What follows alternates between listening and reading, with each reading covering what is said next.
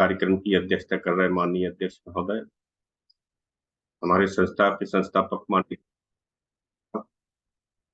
हमारे मार्गदर्शक आचार्य किशोर बौद्ध साहब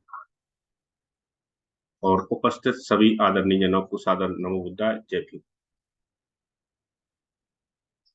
2-3 प्रकाशन में लेकर बैठा हुए हैं मेरे पास।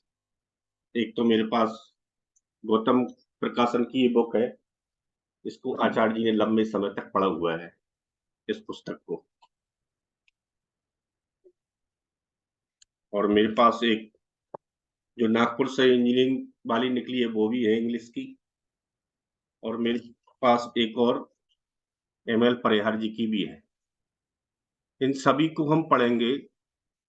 कहीं ना कहीं इन्होंने इसकी व्याख्या टीका करते समय अपने तरह से या अपने हिसाब से या इनको पूर्व से जिस इंग्लिश के मीनिंग का ज्ञान था उसके हिसाब से प्रिंट किया है। तो पब्लिशर्स या संपादक के हिसाब से जब मीनिंग्स आते हैं तो कहीं ना कहीं हमको लगता है कि आशा है उद्देश्य क्या थे उनके वो चेंज हो जाते हैं। तो मैं इसके प्रारंभ करता हूं। पहले इंग्लिश में एक लाइन पढ़ता हूं मैं। सेक्शन 1 है इसका, रीबर्थ प्रीलाइमिनरी। तो पहला पॉइंट इसका, what happens after death is the question often asked. है प्रश्न प्राय पूछा जाता है कि मरने के बाद क्या होता है। ये एक पब्लिशर ने लिखा है, दूसरे ने भी ऐसा लिखा है प्रश्न प्राय पूछा जाता है कि मरने के बाद क्या होता है। तो यहां से ये मुख्य लाइन है, इसको हमें समझते हुए आगे पढ़ना है। इसके ऊपर एक और लाइन है, उसको मद्देनजर हमें इसको पढ़ना है। किस प्रकार शाब्दिक समानता तात्विक भेद को छिपाए रखती है। ये हम नहीं पढ़ते, लेकिन नीचे बारे जरूर पढ़ लेते हैं। उसके ऊपर जो है इसके मद्देनजर हमको समझना है। किस प्रकार शाब्दिक समानता तात्विक भेद को छिपाए रखती है। बुद्ध के समकालीन आचार्यों के दो भिन्न तरह के मत थे। एक वर्ग आत्मवादी या शाश्वतवादी कहलाता था, दूसरा कहलाता था उच्छेदवादी। जो शाश्वतवादी था उसका कहना था कि आत्मा का मरण होता ही नहीं, इसलिए जीवन शाश्वत है। पुनर्जन्म द्वारा इसका नवीकरण होता है। उच्छेदवादियों का मत इस एक शब्द उच्छेदवाद से ही स्पष्ट हो जाता था।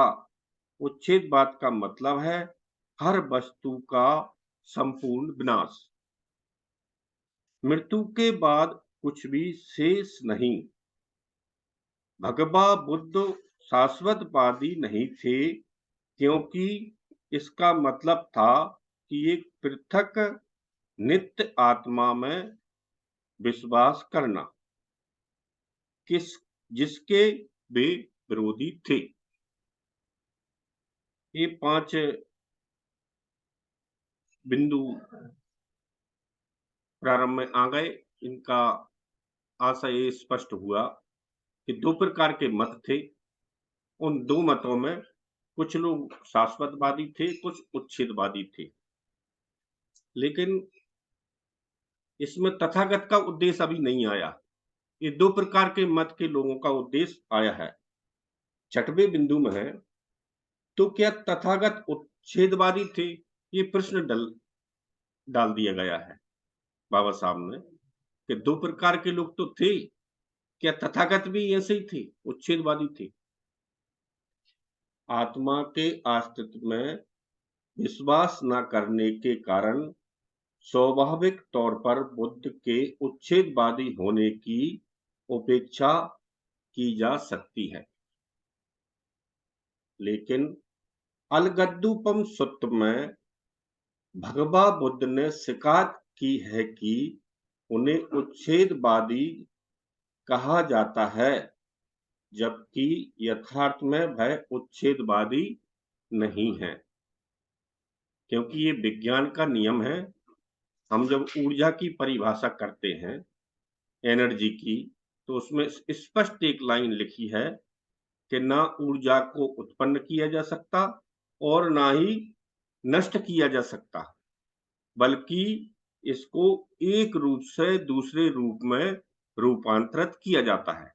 ऊर्जा के कई रूप हैं: स्थितिज ऊर्जा, गतिज ऊर्जा, यांत्रिक ऊर्जा, और फिर उसको प्रकाश में या उपयोग की ऊर्जा में हम उपयोग कर सकते हैं। जल विद्युत उत्पादन का ये नियम है। कक्षा 10 में जब हम पढ़ाते हैं तो उसमें स्पष्ट रूप से हमको विज्ञान में मिल जाता है कि जल विद्युत उत्पादन किस प्रकार से किया जाता है। तो तथागत इसी प्रकार से वह एनर्जी के बारे में यहाँ आगे हम पढ़ते हैं। उन्होंने जो भी कहा वह इस प्रकार है।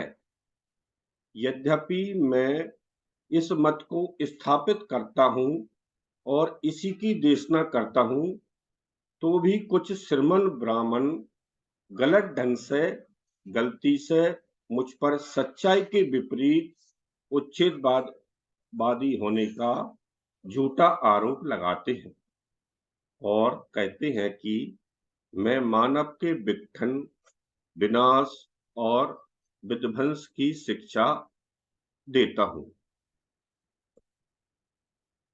है ऐसा मत है जो कि मेरा मत नहीं है। जिस मत का मैं समर्थन नहीं करता, जो भी भूल से, गलती से और झूठे तौर पर ऐसे भले लोगों द्वारा मेरे सिर मढ़ा जाता है जो मुझे उच्छेदवादी बनाना चाहते हैं, यदि है कथन यथार्थ है और ऐसे लोगों द्वारा जो बौद्ध धर्म को ब्राह्मणी रंग में रंग देना चाहते थे, फिर क्षिप्त नहीं है, तो इस कथन से मन में एक गंभीर दुविधा पैदा हो जाती है। यह कैसा हो सकता है कि भगवा बुद्ध आत्मा को भी नहीं माने और तब भी कहें कि मैं उच्छेदवादी नहीं हूं? इससे प्रश्न पैदा होता है कि क्या भगवा बुद्ध पुनर्जन्म मानते थे? यहाँ शाब्दिक मायाजाल में हमारे साथी उलझ जाते हैं। समझ में नहीं आता, ये स्पष्ट नहीं होता कि आखिर कहना क्या चाहते हैं।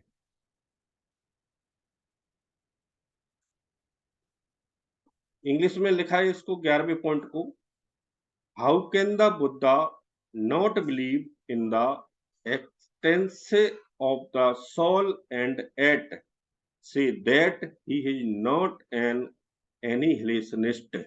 12वां पॉइंट है, this raises the question, did the Buddha believe in rebirth? ऐसा करके इंग्लिश के वर्जन में लिखा है। इसका दूसरा बिंदु आता है पुनर्जन्म किस चीज का। अब यहाँ अभी तक बात, पहले बिंदु में जो 12 पॉइंट थे उनमें प्रस्ताविक के तौर पर पुनर्जन्म के संबंध में चर्चा हुई, लेकिन दूसरे बिंदु में आता है पुनर्जन्म किस चीज का होता है। चीज आ गई। अभी पुनर्जन्म पर बात थी, अब चीज आ गई। क्या भगवा बुद्ध पुनर्जन्म मानते थे? उत्तर हाँ में है। चीज का आया है। अब यहाँ लोग कंफ्यूजन होते हैं कि बुद्ध एंड धम्मा में बाबा साहब ने लिखा तो है कि बुद्ध पुनर्जन्म को मानते थे, लेकिन बिंदु को वो नहीं पकड़ते। वो चीज लिखा है वहां, पुनर्जन्म नहीं लिखा है। तीसरा है अच्छा है कि इस प्रश्न को दो हिस्सों में बांट लिया जाए। एक हिस्सा है किस चीज का जन्म और दूसरा है किस व्यक्ति का जन्म है। अच्छा है कि इन दोनों प्रश्नों को एक एक करके लिया जाए। पहले हम पहले प्रश्न को ही लें, पुनर्जन्म किस चीज का। प्राय हमेशा इस प्रश्न की उपेक्षा की जाती है। यह दोनों प्रश्नों को एक बना देने का ही परिणाम है कि पुनर्जन्म की बात को लेकर इतनी गड़बड़ी है। ये बहुत महत्वपूर्ण है, ये सातवां बिंदु। भगवा बुद्ध के अनुसार चार भौतिक पदार्थ हैं, चार महाभूत हैं जिनसे शरीर बना है। पृथ्वी, जल, अग्नि, वायु। जो परंपरागत तरीके से लोग सोचते हैं पांच तत्वों की, यहाँ पांचवें तत्व को बाबा साहब ने तथागत के अनुसार नहीं रखा है। प्रश्न है, जब शरीर का मरण होता है तो इन चारों महाभूतों का क्या होता है? क्या वे भी शरीर के साथ मर जाते हैं? कुछ लोगों का कहना है कि वे भी मर जाते हैं। भगवा बुद्ध ने कहा कि नहीं, आकाश में जो समान भौतिक पदार्थ सामूहिक रूप से विद्यमान हैं, वे उनमें मिल जाते हैं। इस विद्यमान तैरती हुई राशि में से जब इन चारों महाभूतों का पुनर्मिलन होता है तो पुनर्जन्म होता है। उदाहरण के लिए हाइड्रोजन और ऑक्सीजन जब इन दोनों के इलेक्ट्रॉन मिलते हैं आपस में, तब इन पानी के रूप में ये परिवर्तित होते हैं। इस प्रकार से यहाँ हमें इसको समझना है। भगवा बुद्ध का पुनर्जन्म से यही अभिप्राय था। इन भौतिक पदार्थों के लिए यह आवश्यक नहीं है कि वे उसी शरीर को ही जिसका मरण हो चुका है, वे नाना मृत शरीरों के भौतिक अंश भी हो जाते हैं। यही बात ध्यान देने की है कि शरीर का मरण होता है लेकिन भौतिक पदार्थ बने रहते हैं। भगवा बुद्ध इसी प्रकार के पुनर्जन्म को मानते थे। सारीपुत्र ने महाकुटित्य के साथ जो बातचीत की उसमें इस विषय पर बहुत प्रकाश पड़ा है। लिखा है कि एक समय जब भगवा बुद्ध श्रावस्ती में अनाथपिंड के जेतवनाराम में गए थे तो महाकुटित्य ध्यान कर चुकने पर सारीपुत्र के पास गए और उनसे कुछ ऐसे प्रश्नों को स्पष्ट कर देने की प्रार्थना की जो उन्हें हैरान कर रहे थे। उन प्रश्नों में एक है था, प्रथम, ध्यान की प्राप्ति होने पर कितने संयोजनों का परिहान होता है और प्रथम ध्यान में कौन-कौन से अंग शेष रहते हैं?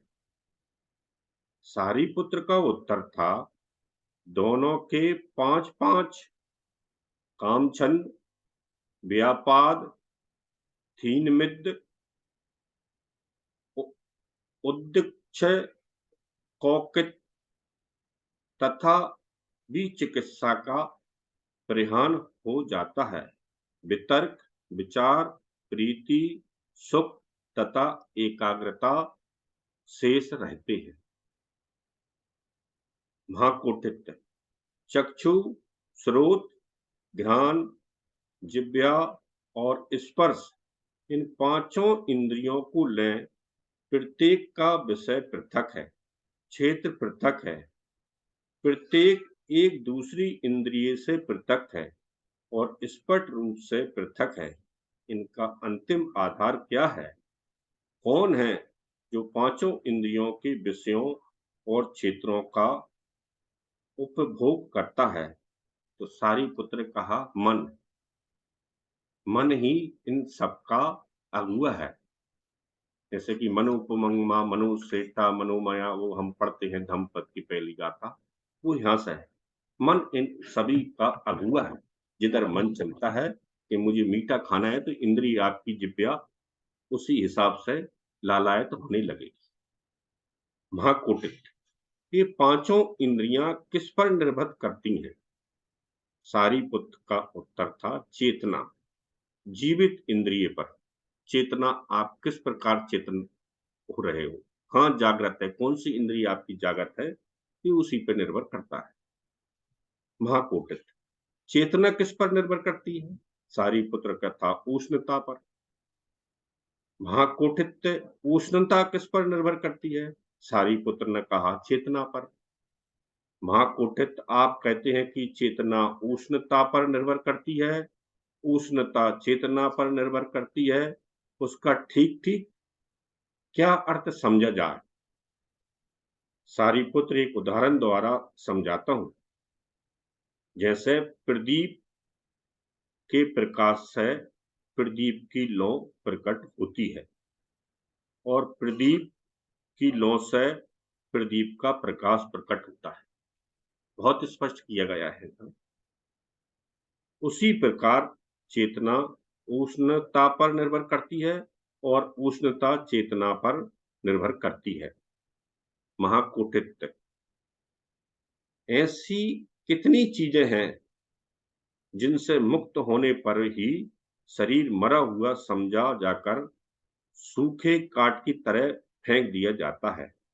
सारीपुत्र, जीवित इंद्रियां, उष्णता और विज्ञान। महाकुटित, मृत देह में और उस ध्यानी भिक्षु में जिसने संज्ञा और वेदना का निरोध कर रखा है, क्या अंतर है? निरोध यानी कि रोक दिया है। सारीपुत्र, मृत देह में न केवल शरीर, वाणी और मन की क्रिया शांत हो जाती है, बल्कि चेतना, जीवित इंद्रिय भी नहीं रहती, उष्णता भी नहीं रहती, तथा इंद्रियों का भी मूल उच्छेद हो जाता है। जबकि ध्यानी भिक्षु की चेतना बनी रहती है, उष्णता बनी रहती है, तथा इंद्रियां भी बनी रहती हैं। हाँ, श्वास प्रश्वास बंद हो जाता है। इंद्रियों के तर्क वितर्क, तर्क विचार, संज्ञा और क्रियाएं शांत हो जाती हैं। संभवतः है मृत्यु या उच्छेद की सर्वाधिक श्रेष्ठ तथा सर्वाधिक संपूर्ण व्याख्या है। इस संवाद में केवल एक कड़ी की कमी है। महाकोटित को चाहिए था कि वह सारी पुत्र से है भी पूछते कि उष्णता से क्या मतलब है। ये प्रश्न सारी पुत्र से पूछते समय महाकुटित को ज्ञान ही नहीं था कि मैं उष्णता को पूछूं। उष्णता वो समझ ही नहीं पाए। सारीपुत्र ने क्या उत्तर दिया होता, इसकी कल्पना आसान नहीं है, लेकिन इसमें भी कोई संदेह नहीं है कि उष्णता का मतलब है शक्ति, एनर्जी।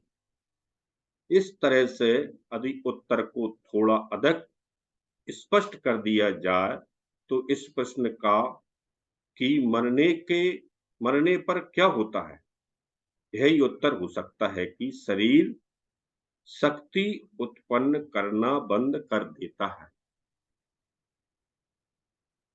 एनर्जी लेस हो जाता है मरने के बाद शरीर। लेकिन है भी, लेकिन है तो केवल उत्तर का एक हिस्सा ही है, क्योंकि मृत्यु का एक मतलब है भी है कि शरीर में जो शक्ति निकल गई, भाई वो सारे शक्ति समूह के साथ मिलकर एक हो गई, जो विश्व में संचार कर रहा है। ये बिंदु महत्वपूर्ण है 39 इसी में। इसलिए मृत्यु के दो अर्थ हैं। एक और तो इसका अर्थ है कि नई शक्ति की उत्पत्ति रुक जाना, दूसरी ओर इसका अर्थ है कि विश्व में जो शक्ति पुंज संचरण कर रहा है, उसमें कुछ वृद्धि हो जाना। संभवतः मृत्यु के इन दोनों पहलुओं के ही कारण भगवा बुद्ध ने कहा कि वे उच्छेदवादी नहीं थे। जहां एक आत्मा की बात है वे उच्छेदवादी थे, किंतु जहां नाम रूप की बात है वे उच्छेदवादी नहीं थे। इस व्याख्या को स्वीकार कर लेने पर यह समझना कठिन है कि भगवा बुद्ध ने ऐसा क्यों कहा कि वे उच्छेदवादी नहीं है। वे नाम रूप की पुनरुत्पत्ति में विश्वास रखते थे, आत्मा के पुनर्जन्म में नहीं। इस प्रकार व्याख्या होने पर भगवा बुद्ध का मत वर्तमान विज्ञान के सर्वथा अनुकूल है। केवल इसी अर्थ में कहा जाता है कि भगवा बुद्ध पुनर्जन्म में विश्वास रखते थे। शक्ति कभी शून्य में परिणत नहीं होती, विज्ञान का है पक्का सिद्धांत। यदि मृत्यु का है अर्थ किया जाए कि मृत्यु के अनंतर कुछ नहीं रहता, तो यह बात विज्ञान के विरुद्ध होगी, क्योंकि इसका मतलब यह होगा कि सामूहिक रूप से शक्ति में सातत्य नहीं है। एक ऐसा तरीका है जिससे पुनर्जन्म संबंधी दुविधा का अंत हो जाता है। एक बिंदु और हम लेते हैं, उसके बाद आगे की व्याख्या में रखेंगे। पुनर्जन्म किस व्यक्ति का? सबसे कठिन प्रश्न है, पुनर्जन्म किस व्यक्ति का? क्या भाई मरा हुआ आदमी एक नया जन्म ग्रहण करता है? क्या भगवा बुद्ध इस सिद्धांत को मानते थे? उत्तर है, इसकी कम से कम संभावना है। यदि मृत आदमी के देह के सभी भौतिक अंश पुनः नए शरीर से मिलकर एक नए शरीर का निर्माण कर सकें, तभी है मानना संभव है कि उसी आदमी का पुनर्जन्म हुआ। यदि भिन्न भिन्न मृत शरीरों के अंश के मेल से एक नया शरीर बना, तो है पुनर्जन्म तो हुआ, लेकिन है उसी आदमी का पुनर्जन्म नहीं हुआ। भिक्षुनी खेमा ने राजा प्रसेनजित को है बात अच्छी तरह से समझा दी थी। एक बार तथागत श्रावस्ती के पास अनाथ पिंड के जेठ बनाराम में बिहार में ठहरे हुए थे। उस समय कौशल जनपद में चारिका कर चुकने के अनंतर भिक्षुनी खेमा श्रावस्ती और साकेत के बीच तोरणबत्थु नामक स्थल पर ठहरी हुई थी। उस समय कौशल नरेश प्रसेनजित साकेत से श्रावस्ती आ रहा था। साकेत और श्रावस्ती के रास्ते में वह एक रात के लिए तोरणबत्थु में रुका। कौशल नरेश राजा प्रसेनजित ने एक आदमी को बुलाकर कहा, अरे भले आदमी, किसी श्रीमन ब्राह्मण का पता लगा जिसकी हम आज के दिन संगति कर सकें। महाराज, बहुत अच्छा, उस आदमी ने कहा। वह सारी तोरणबत्थु में घूमा, किंतु उसे एक भी श्रीमन ब्राह्मण ऐसा नहीं मिला जिसकी महाराज संगति कर सकें। तब उस आदमी ने भिक्षुनी खेमा को देखा, जो तोरणबत्थु में ठहरी हुई थी। उसे देखकर वह कौशल नरेश प्रसेनजित के पास वापस गया और बोला, महाराज, तोरणबत्थु में कोई ऐसा श्रीमन ब्राह्मण नहीं है जिसकी आप संगति कर सकें, लेकिन महाराज, भिक्षुनी खेमा नाम की तथागत की एक शिष्या है। उसकी ख्याति सुनी है कि वह अरहत है, योग्य है, कुशल है, पंडित है, बातचीत में पटु है और प्रत्युत्पन्न मति है। महाराज, आज के दिन आप उसकी संगति करें।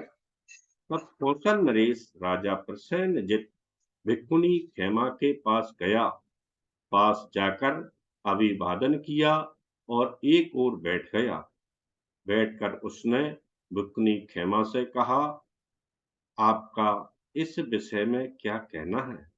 क्या तथागत मरणांतरण रहते हैं? महाराज, है बात भी तथागत द्वारा अव्याकृत ही है।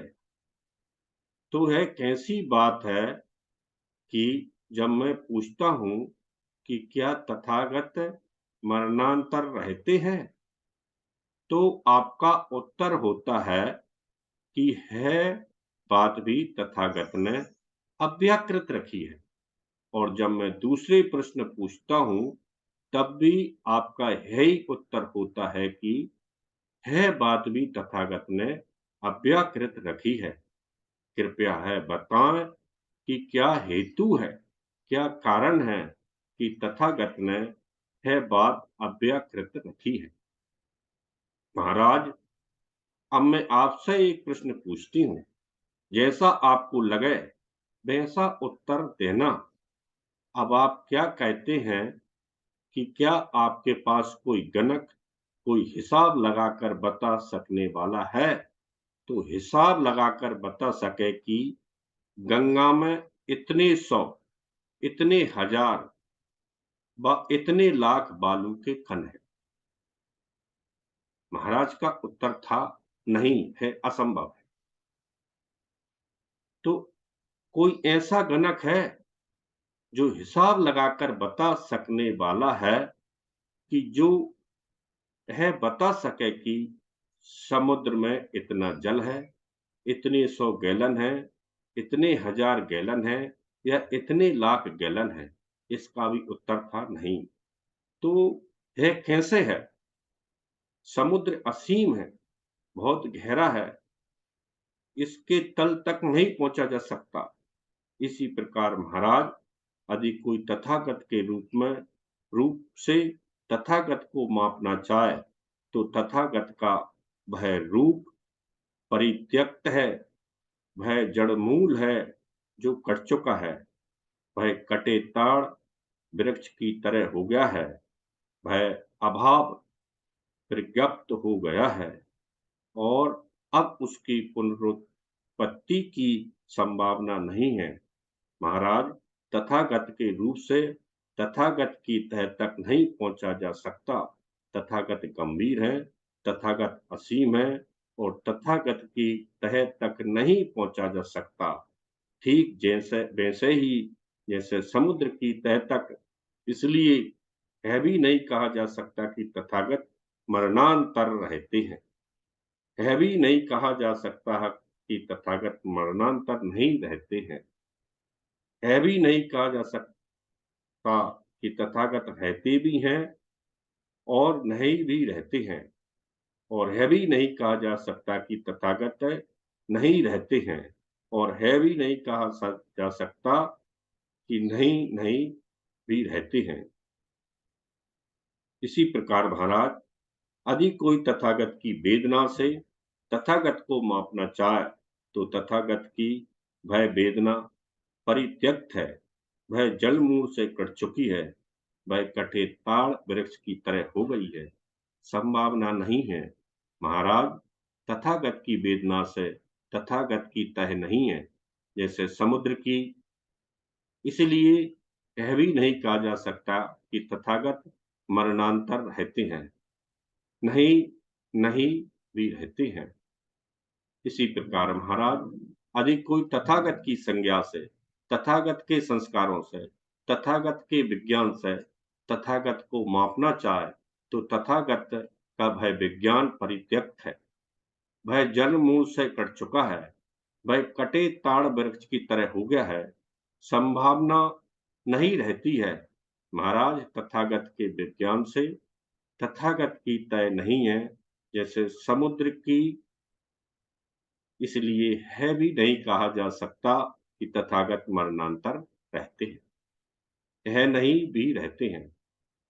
तब राजा प्रसेनजित भिक्षुनी खेमा के शब्दों से प्रसन्न हुआ, आह्लादित हुआ। वह अपने स्थान से उठा, उसने अभिवादन किया और चला गया। अब एक और अवसर पर राजा प्रसेनजित तथागत के दर्शनार्थ गया, पास पहुंचकर अभिवादन किया और एक ओर बैठ गया। उसने तथागत से निवेदन किया, भगवा कृपया बताएं कि क्या तथागत मरणांतर रहते हैं? महाराज, मैंने इस बात को अव्यक्त रखा है। भगवा तो क्या तथागत मरणांतर नहीं रहते हैं?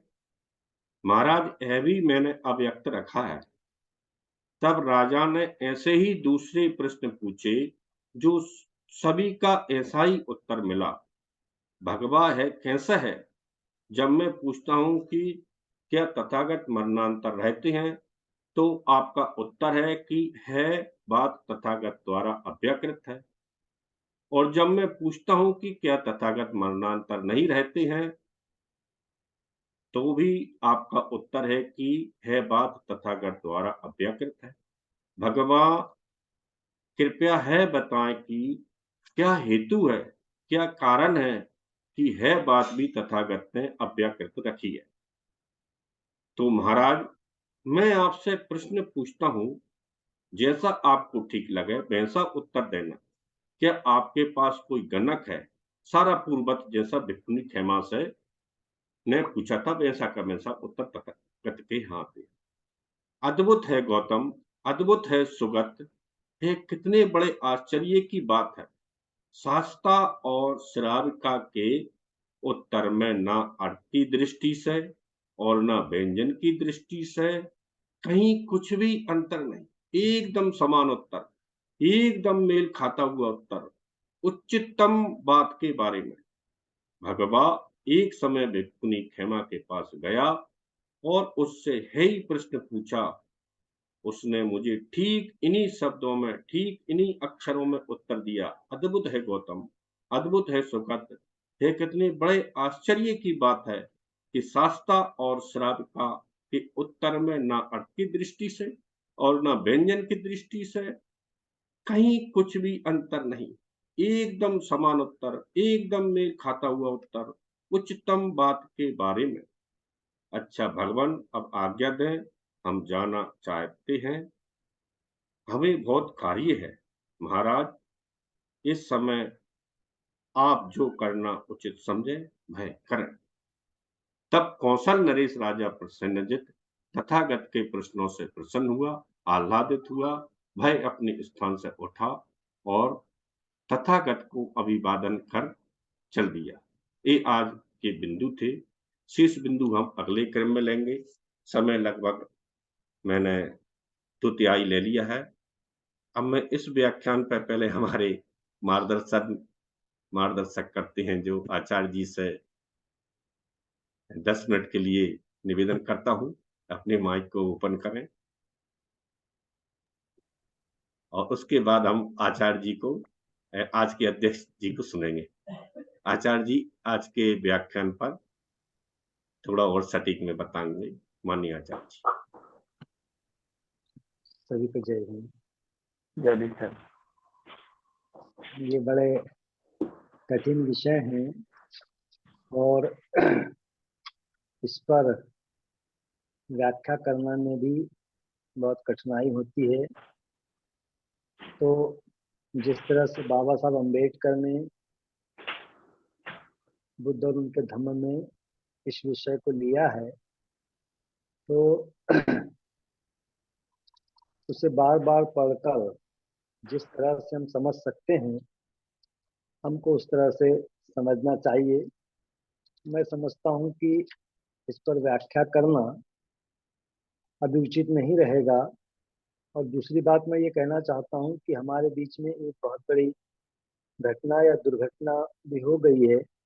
तो परम आदरणीय भिक्खु संघ का जिस तरह से दुर्घटनावश देहांत हुआ है, तो मैं हमारे संचालक जी से या बादल सिंह जी से मैं ये आग्रह करना चाहूँगा कि हम सब लोग उन्हें 2 मिनट का मौन धारण करके या 1 मिनट का मौन धारण करके उन्हें राष्ट्रीय बौद्ध महासभा की तरफ से श्रद्धांजलि अर्पित करें।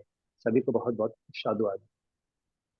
सभी साथी दोनों हाथ जोड़कर 2 मिनट के लिए बैठेंगे और मैं सभी से अनुरोध करता हूं कि सभी आंखें मूंद के मौन धारण प्रारंभ करें।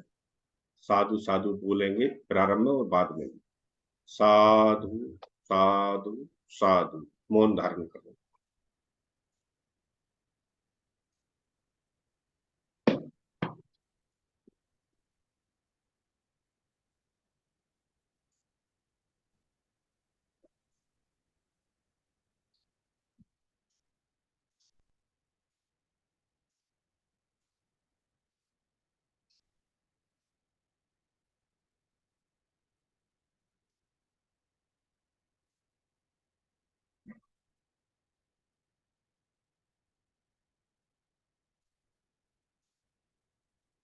साधु साधु।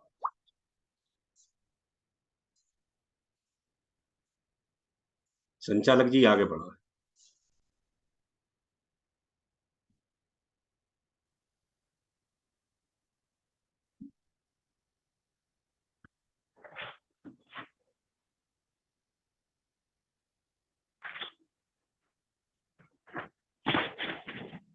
मैं आदरणीय आज की माननीय अध्यक्षता कर रहे बाबूजी से निवेदन करता हूं कि अपना अध्यक्ष जी उद्बोधन रखें।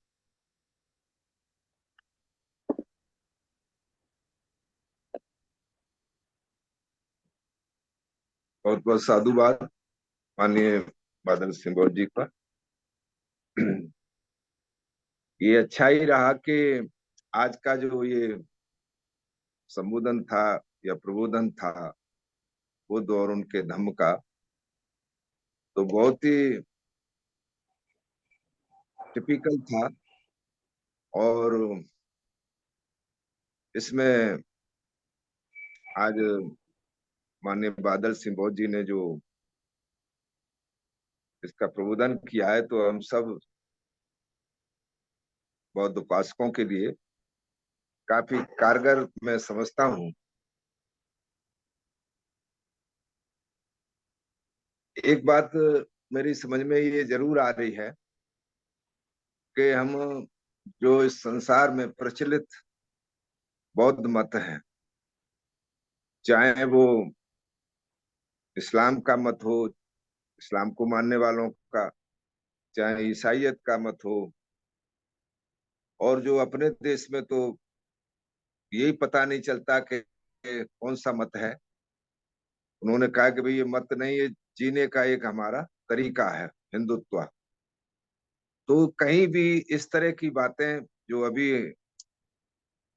हम लोगों ने बुद्धा एंड धम्मा के संबोधन में, इस ग्रंथ के वाचन में सुनी है, और एक बहुत बड़ा रहस्य जो व्यक्ति के सामने बना रहता है, तो उससे अनविलिंग हुई है, पर्दा हटा है। ये सही बात है कि तथागत बुद्ध, जिनको मेरे ख्याल से मैं भी आज समझ पाया हूँ, भगवा बुद्ध हम इसलिए कहते हैं कि भगवा को और बढ़ा करके लोग भगवान मान लेते हैं, शायद मेरे ख्याल से। इसलिए बार बार भगवा बुद्ध शब्द जो आया है, तो कुछ लोग जो ज्यादा उत्सुक हैं या उतावले हैं, तो वो भगवान कर लेते हैं उसको। लेकिन भगवान से भी काम चल सकता है भगवा बुद्ध करके। तो वो बाबा साहब ने जो बुद्धा एंड धम्मा लिखा है, तो वो कोई मामूली ग्रंथ नहीं है। बहुत सारी मतों का अध्ययन करने के बाद, चाहे वो ईसाइयत का मत हो, चाहे वो इस्लाम का मत हो, चाहे हिंदुइज्म में भी जो बहुत सारी बातें हैं, उनका अध्ययन करने के बाद, और बहुत बड़ा अंतराल उनका खर्च हुआ बाबा साहब का। मुझे शायद लगता बताया गया कि भारत के संविधान को लिखने में जो बाबा साहब को समय लगा, 2 साल 11 महीने 18 दिन, उससे दुगना समय इस ग्रंथ को लिखने में बाबा साहब को खर्च करना पड़ा। तो उन्होंने स्वयं इसको बताया है कि ये पुनर्जन्म का जो कंसेप्ट है, तो यहीं आकर के हर आदमी एक किसी शक्ति के उसमें के जाल में फंसता है, और उसके आधार पर फिर उसका दुनिया शोषण करती है, दुनिया उसे तरह तरीके से अपने ट्रैप में फंसाती है। तो ये जो आज का जो प्रबोधन है, आज का जो संबोधन है, हमारे लिए बहुत ही सभी, खास करके आज जो बौद्ध उपासक इस कार्यक्रम में सुन रहे हैं, उनके लिए बहुत ही लाभदायक है, बहुत ही कारगर है। बस ये है कि हम लोग अपने, अगर हम वास्तव में आडंबर रहित और किसी के ट्रैप में फंसने से बचना चाहते हैं, पाखंड से, ढोंग से बचना चाहते हैं, जैसा कि खास करके भारत में बहुसंख्यक समाज इसमें फंसा हुआ है, तो उसको बुद्ध और उनके धम्म का पूरी तरीके से अध्ययन करना चाहिए, उसका पालन करना चाहिए, और उसको वही पवित्रता जैसे इस्लाम को मानने वाले लोग अपने कुरान पाक को देते हैं, ईसाइयत को मानने वाले लोग होली बाइबल को देते हैं, हमको भी, या जो लोग हिंदू कर्म कांडों में विश्वास करते हैं, तो वो भी गीता को अपना वो उसको अपना करके पवित्र ग्रंथ समझते हैं। तो लेकिन बहुत ही अफसोस की बात है, बहुत दुख के साथ कहना पड़ता है कि हम बौद्ध लोग बुद्ध और उनका धम्म पवित्र ग्रंथ है या नहीं, ये तो दूर की बात है, वो इसे उल्टा दलितों का ग्रंथ कह करके मानते आ रहे हैं। बुद्धा एंड धम्मा दलितों के लिए, वो इसे बौद्धों का भी ग्रंथ मानने के लिए तैयार नहीं। तो मेरा ये बहुत ही आज का जो संबोधन था, काफी हमारी जो जो समस्याएं जो हमारे दिमाग में जो, या हमारी समझ में जो उलझन पैदा करती थी, तो आज के इस वाचन में जो कौशल नरेश, राजा प्रसेनजित और भिक्खुनी अरत, भिक्खुनी खेमा के बीच में जो संवाद हुआ है, तो उससे हमें उसको निश्चित तौर पर हमें फॉलो करना चाहिए, उसे स्वीकार करना चाहिए, ताकि हम जो अनायास की जो बातें हैं उससे बच सकें। क्योंकि पुनर्जन्म की बात अक्सर हम लोग अपने बौद्धों के बीच में भी कहीं कहीं उलझ जाते हैं, जबकि बुद्धा एंड धम्मा में दुनिया के महानतम विद्वान, सिंबल ऑफ नॉलेज इनको कहा जाता है, बौद्ध सत्य बाबा साहब डॉक्टर अम्बेडकर ने इसमें लिखा है कि पुनर्जन्म किस चीज का, अगर पुनर्जन्म व्यक्ति का भी है, तो व्यक्ति का उस व्यक्ति का नहीं हो सकता जो व्यक्ति जिसके लिए हम कहते हैं कि भाई, अक्सर ये बातें हमें समाज में सुनने को मिलती हैं कि सब फला आदमी फला घर में था और वो फिर पैदा हो गया, उसे बहुत सारी चीजें याद है। जबकि हकीकत, जबकि वास्तविकता ये है कि जो जिन मिलावटों से, जिन जिन तत्वों से मिलकर के व्यक्ति का निर्माण होता है, व्यक्ति के शरीर का निर्माण होता है, वो तत्व उसके अंत में अपनी अपनी उसमें जहाँ सेगमेंट उनके इस वायुमंडल के अंदर, जो इस आकाश के अंदर, या जिस गगन के अंदर जहाँ इकट्ठे होते हैं, तो पानी पानी में, मिट्टी मिट्टी में, वायु वायु में, अग्नि अग्नि में, और जब पुनः मतलब उसके लिए जरूरत पड़ती है उन तत्वों की, तो वहीं से वो तत्व अलग अलग तरीके से, अगर पानी पानी में चला गया तो ये नहीं कहा जा सकता कि ये किस व्यक्ति से आया हुआ पानी, अगर वायु वायु में चली गई तो ये नहीं पता चल सकता कि किस व्यक्ति की से आई हुई ये ऑक्सीजन है, वायु है। इसी तरीके से हम लोग समझ सकते हैं कि ये और फिर जो भिखुनी खेमा का और राजा प्रसेनजित के बीच में जो वार्तालाप है, तो वो भी हमें अपने कंसिडरेशन में रखना चाहिए। मैं समझता हूँ कि काफी अच्छा आज का ये महत्वपूर्ण प्रबोधन था। बुद्धा एंड धम्मा जो हमारा बहुत ही पवित्र ग्रंथ है, जैसे दूसरे लोग अपने अपने ग्रंथों को बहुत ही महत्वपूर्ण मानते हैं, तो कम से कम हम बौद्ध लोगों को अपने इस ग्रंथ को वही मान्यता देनी चाहिए जैसे ईसाई लोग अपने बाइबल को देते हैं, मुसलमान लोग अपने कुरान शरीफ को देते हैं, और दूसरे लोग अपने गीता को और रामायण को देते हैं। तो हमें अपना इस पर गर्व है कि हमारे लिए भी एक बहुत ही महान ग्रंथ बुद्ध और उनका धम्म, परम पूज्य बाबा साहब डॉक्टर अम्बेडकर के द्वारा जिसमें कहीं कोई चीज ऐसी बची नहीं है जिस पर हम ये कह सकें कि साहब ये बात हमारी समझ में नहीं आई।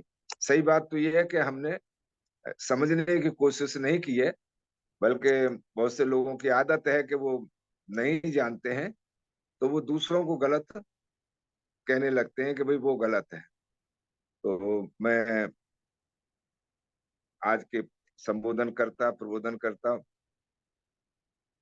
माननीय बादल सिंह बौद्ध जी का, आचार्य जी का, और सभी साथी, और खास करके जो आज संचालन कर रहे हैं हमारे अशोक कुमार बौद्ध जी, मैं उनका बहुत बहुत साधुवाद करता हूँ। बहुत सारे साथी जुड़े हुए हैं, बहुत सारे बहुत बहुत उपासकाएं जुड़े हुए हैं, उन सभी का बहुत बहुत आभार व्यक्त करते हुए मैं अपनी बात को यहीं रोकना चाहूंगा।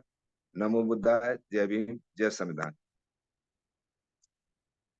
ओवर टू अशोक कुमार बौद्ध जी।